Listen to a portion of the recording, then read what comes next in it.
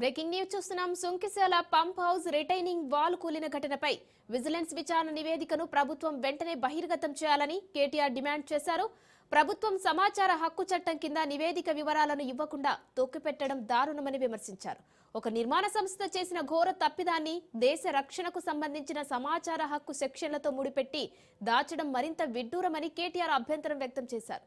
మేఘా సంస్థను black list లో పెట్టాలనే కమిటీ రిపోర్టును ప్రభుత్వం రహస్యంగా ఉంచడానికి ప్రధాన కారణం సీఎం రేవంత్ రెడ్డికి మెగా కృష్ణారెడ్డిలకు మధ్య కుదిరిన చీకటి ఒప్పందమేనని ఆరోపించారు.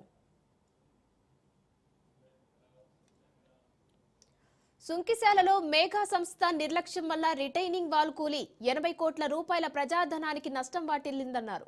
హైదరాబాద్ లో పెరుగుతున్న తాగునీటి అవసరాలు తీర్చే సంకల్పానికి గండిపడిందన్నారు. నిర్మాణ లోపం బయటపడుతుందనే భయంతోనే కమిటీ నివేదికను బహిర్గతం చేయడానికి కాంగ్రెస్ సర్కార్ జంకుతోందని, సమాచారాన్ని దాచడం అంటే జరిగిన తప్పును ఒప్పుకున్నట్టేనని కేటీఆర్ విమర్శించారు.